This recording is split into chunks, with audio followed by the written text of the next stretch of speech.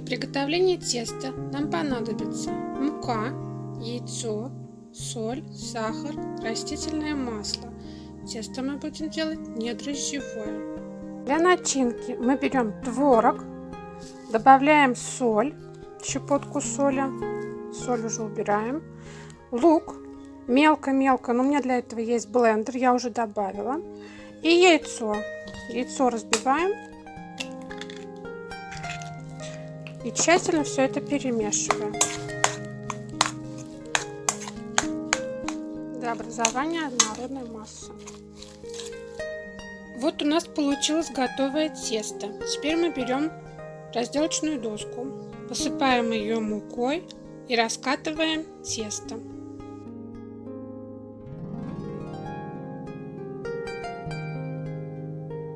Скатали наше тесто. Сейчас будем делать с него кружочки.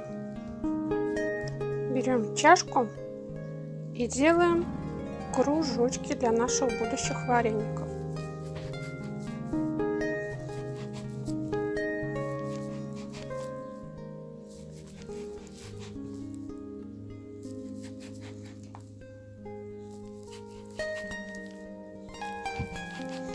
Так, кружочки готовы. Теперь берем тесто, один кружочек, и выкладываем на него нашу начинку. Сворачиваем, как пельмешек, таким образом. И потом делаем красиво, заворачиваем краешки. Получается вот такой красивый вареник.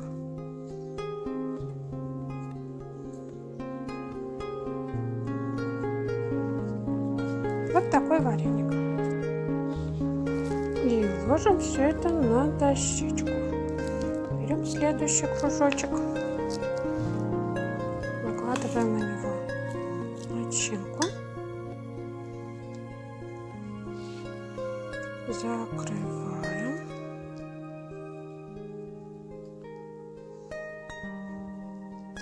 и заворачиваем краешки.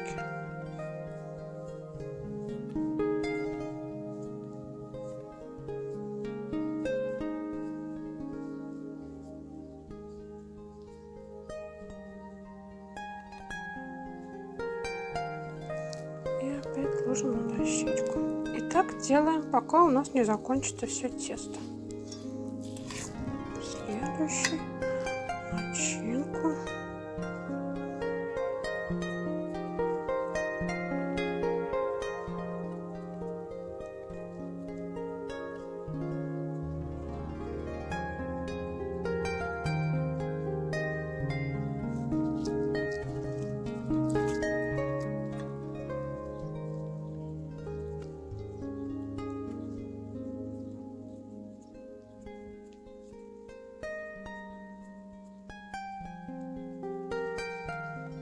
Продолжайте также.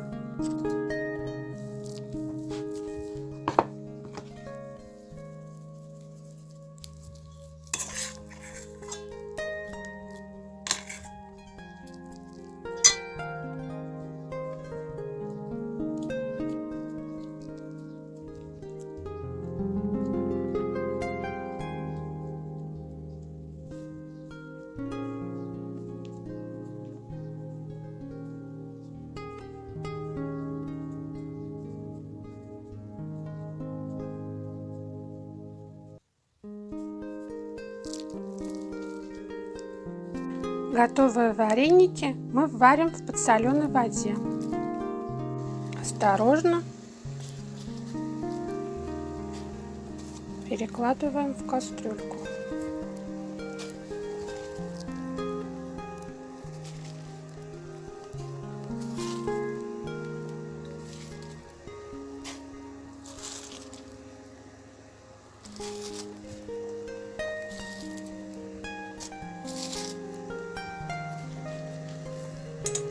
И помешиваем, чтобы не прилипли.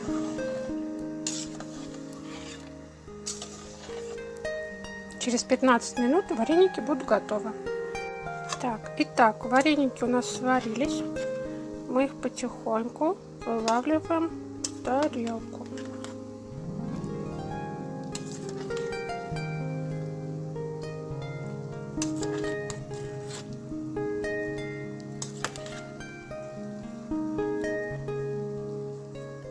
Вот вареники в тарелке.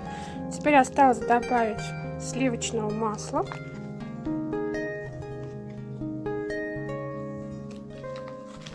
И все. Приятного аппетита! Наша семья очень любит такой способ приготовления творожных вареников. Этому способу меня научила свекровь Малянова Клавдия Ефимовна, а я передаю его своим дочерям. Спасибо за внимание!